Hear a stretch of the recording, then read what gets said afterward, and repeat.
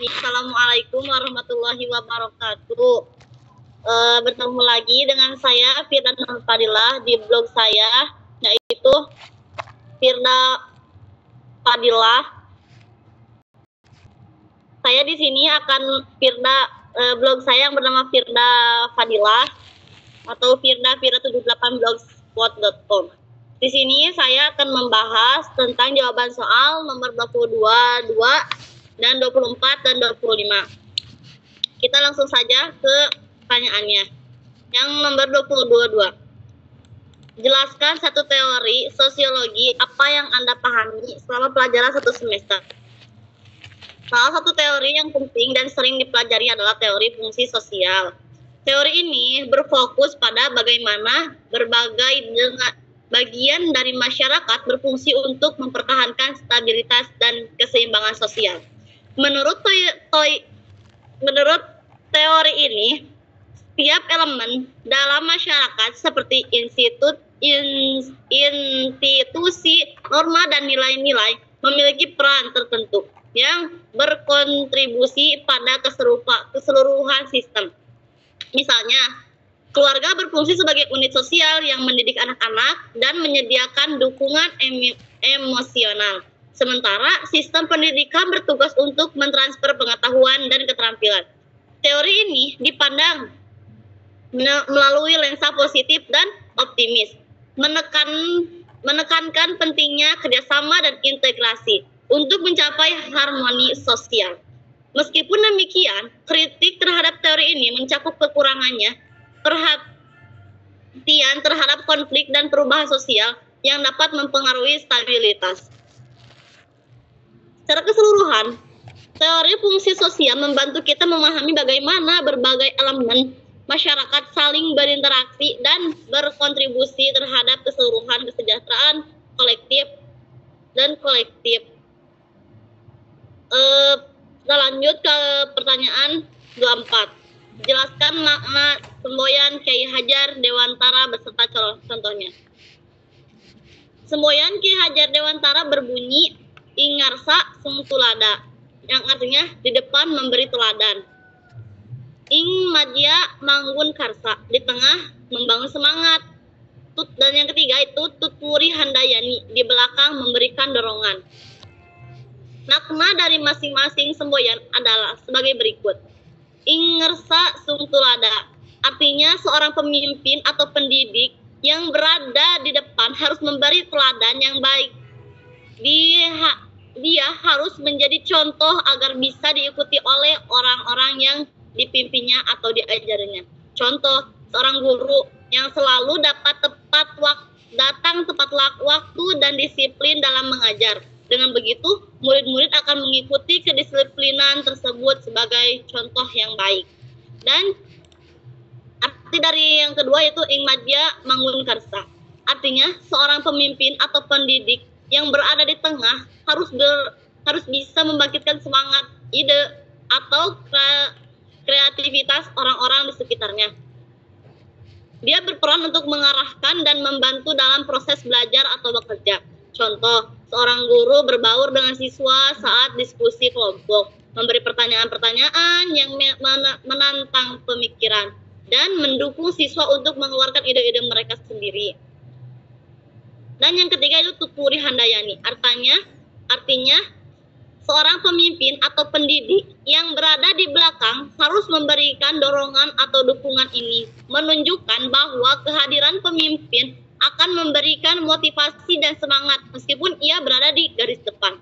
Contoh, seorang guru yang membiarkan siswanya bekerja secara mandiri dalam menyelesaikan tugas proyek, tetapi tetap memberikan dukungan moral dan siap membantu ketika dibutuhkan.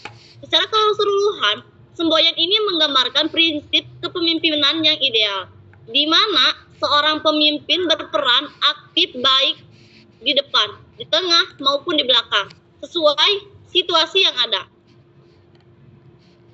Dan yang nomor 25. Penyerobotan kasus yang saya pilih yaitu penyerobotan lahan PT Duta Palma, grup kerugian mencapai Rp 788 triliun. Jawabannya yaitu kasus penyerobotan lahan oleh PT Duta Palman Group yang dimiliki oleh perusahaan Surya Darmadi mengakibatkan kerugian negara sebesar 788 triliun. Tindakan ilegal ini meliputi penggunaan lahan tanpa izin dari Kementerian Lingkungan Hidup dan Kehutanan, serta tidak memiliki hak guna usaha yang sah dari Badan Pertahanan Nasional. PT Duta Palma Group membuka lahan hutan untuk perkebunan kelapa sawit tanpa memberikan bagian 20% bagi masyarakat setempat, seperti yang diwajibkan. Selain itu, perusahaan juga tidak membayar pendapatan negara bukan pajak atau dalam singkatannya PNBP dan dikenai denda atas kerusakan lingkungan. Kerugian ini mencakup sekitar 9,6 juta triliun Rp 9,6 triliun dari nilai produksi kelapa sawit, sementara sisa kerugian berasal dari pelanggaran lingkungan yang berdampak jangka panjang, termasuk kerusakan ekosistem hutan lindung yang diubah menjadi lahan perkebunan kelapa sawit. Kasus ini telah membuat pemerintah mengusut tuntas dan Surya Darmadi dijadikan tersangka bersama dengan beberapa penjabat lain. Menyebabkan seseorang itu bisa melakukan korupsi. Lalu hukuman apa yang pantas jika seseorang itu melakukan korupsi, bahkan sampai merugikan keuangan negara? Seseorang dapat melakukan korupsi karena berbagai alasan yang dapat dibagi menjadi faktor individu dan sistemik. Berikut adalah beberapa penyebab umum. Yang pertama, keserakahan dan ambisi pribadi. Keinginan untuk memperkaya diri sendiri secara cepat tanpa mempedulikan dampaknya pada orang lain menjadi motif utama. Dorongan ini sering diperarah dengan gaya hidup konsumtif yang membutuhkan banyak uang. Yang kedua, kontrol dan pengawasan yang lemah. Dalam sistem yang tidak memiliki pengawasan ketat, risiko korupsi meningkat ketika tidak ada sistem yang kuat untuk memonitor anggaran atau transparansi penggunaan dana. Individu merasa lebih bebas untuk menyalahgunakan kekuasaan. Dan yang ketiga yaitu budaya koruptif. Lingkungan kerja atau sosial yang cenderung membiarkan praktik-praktik ilegal dapat mendorong individu untuk melakukan korupsi ketika rekan kerja atau pimpinan terlibat dalam korupsi dan tindakan ini dianggap biasa. Individu merasa tidak ada konsekuensi atau risiko. Yang keempat, kebutuhan ekonomi atau tekanan finansial. Tekanan ekonomi yang tinggi, terutama bagi individu dengan gaji yang rendah atau kebutuhan hidup yang besar, bisa memicu perilaku koruptif sebagai jalan keluar cepat. Dan yang terakhir yaitu yang kelima, kekurangannya pendidikan moral dan etika. Tanpa nilai-nilai etika dan moral yang kuat, seseorang lebih rentan tergoda untuk mengambil keuntungan pribadi dengan cara yang tidak sah. Dan tentu saja pasti ada hukumannya. Dan hukuman yang berat korupsi di Indonesia yaitu yang pertama, hukuman penjara. Berdasarkan tingkat keseriusan, hukuman penjara dapat berkisar dari beberapa tahun hingga seumur hidup. Dalam kasus korupsi besar yang merugikan negara secara signifikan, hukuman seumur hidup bisa dijatuhkan. Dan yang kedua yaitu denda pengembalian uang negara. Pelaku seringkali diwajibkan membayar denda yang besar serta mengembalikan uang hasil korupsi kepada negara. Dan yang ketiga yaitu pencabutan hak politik. Dalam kasus yang lebih serius, terutama jika pelaku adalah pejabat negara, hukuman tambahan berupa pencabutan hak politik, misalnya hak untuk dipilih dalam jabatan publik, bisa diterapkan. Yang keempat yaitu penyitaan aset, barang-barang atau properti yang diperoleh dari hasil korupsi dan disita untuk dikembalikan kepada negara sebagai bentuk pemulihan kerugian.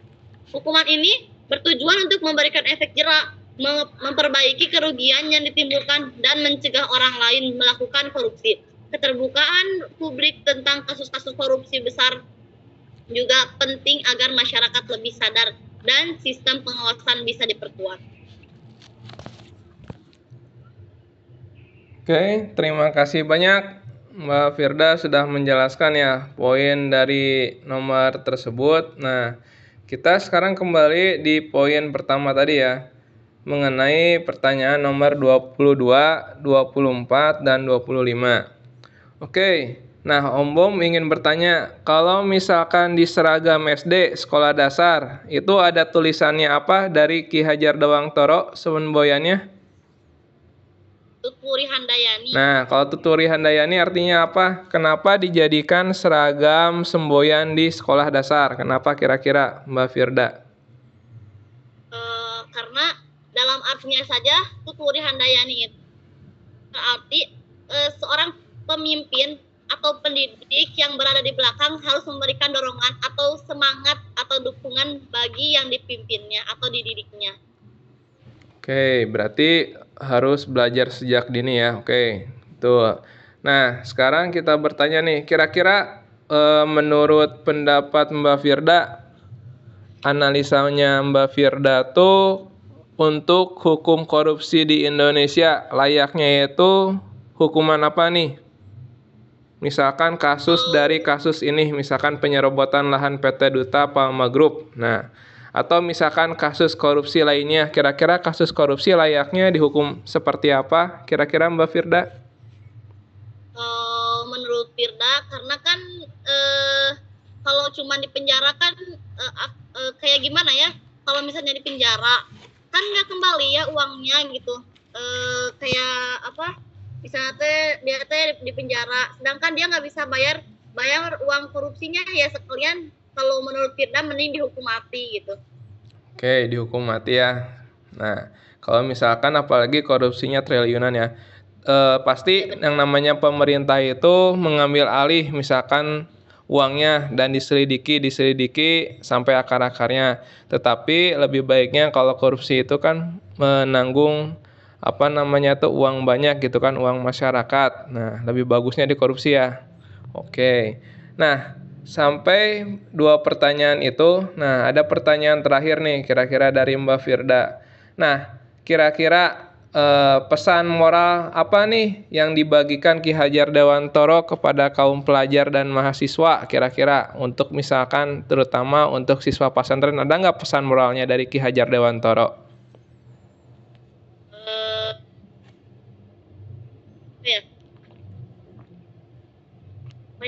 Misalkan pelajar harus apa, seperti apa dari pesan dari Ki Hajar Dewantara dari 3 semboyan ini, kira-kira Mbak Firda pesan moralnya gitu.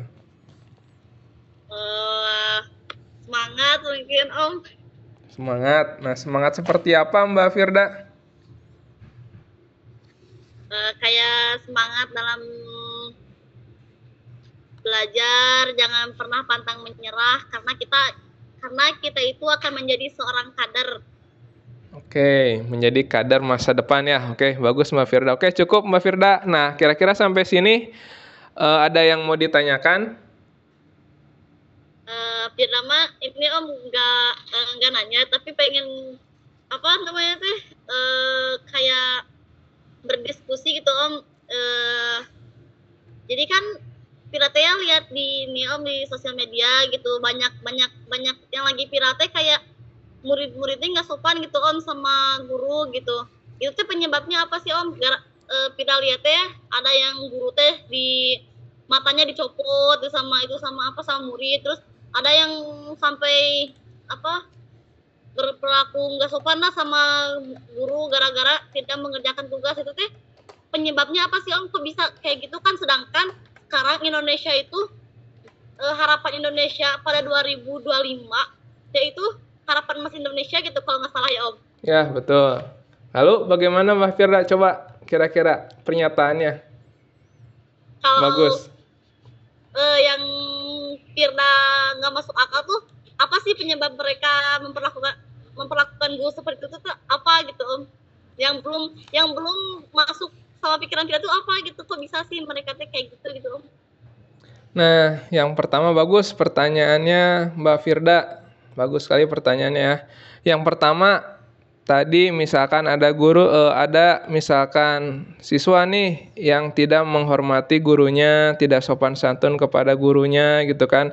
Ada misalkan yang mengejek, bahkan sampai ada juga yang membuli seorang murid, membuli gurunya ya, bukan temannya lagi ya. Nah, itu yang pertama pasti adalah akhlaknya gitu. Yang pertama akhlaknya, penanaman akhlak sejak dini. Nah, bukan hanya sejak SMA, tetapi sejak dari dia sekolah dasar atau bahkan dari keluarganya. Nah, itu yang terutama, yang harus diajarkan. Misalkan tadi menghormati orang yang lebih tua, mengsegani orang yang lebih tua gitu kan, memberikan karakter sopan santun. Nah, itu tadi misalkan kalau misalkan diajak misalkan diskusi seorang murid itu melawan, nah kita sebagai guru juga harus berkreatif, kira-kira apa sih yang menyebabkan murid itu sampai tidak mengerjakan tugasnya, sampai tidak mau mendiskusi apakah ada permasalahan dalam keluarganya, dalam masalah pribadi dengan temannya, atau misalkan masalah pribadi dengan guru-guru yang lain. Nah, kita selidiki dulu. Nah, secara tadi face to face, jangan di hadapan muridnya. Nah, kita ajak ngobrol berdua, kira-kira ada apa nih masalahnya gitu, atau ada masalah apa. Tapi secara baik-baik, pasti kalau kita sebagai guru itu memarahi langsung di depan murid-murid atau teman-temannya langsung, pasti dia ada rasa kesan malu dan apalagi kesan membantah. Nah, jadi intinya itu secara sadar guru dan murid itu harus saling berinteraksi kan, sesuai dengan tangga sosiologi kan, interaksi sosial kan. Yang dimula-mula ada tindakan preventif dulu pencegahannya gitu. Kita ajak misalkan dari hati ke hati nih, dari sisi rohaninya juga, akhlaknya juga gitu. Kira-kira kenapa gitu yang menyebabkan seorang murid itu sampai membuli murid, bahkan membuli gurunya, berarti ada yang salah dari pendidikan di situ kan. Jadi di sini tuh murid yang pandai itu banyak, tetapi murid yang berakhlak mulia, yang sopan santun itu jarang ya. Nah, itu salah satunya Firda. Ada lagi Firda yang mau ditanyakan? Apakah bisa memahaminya? Insya Allah bisa Om. Oke, bisa ya. Ya, bagus pertanyaan Firda. Nanti boleh dilengkapi aja di blognya, ditambahkan mengenai tadi kira-kira diskusi apa sih hari ini yang bisa dipetik untuk jadi poin plus juga. Bagus Firda dari pertanyaannya. Oke, Mbak Firda, ada yang mau ditanyakan lagi? Cukup? Cukup Om. Cukup ya. Oke, kalau cukup kita tutup saja.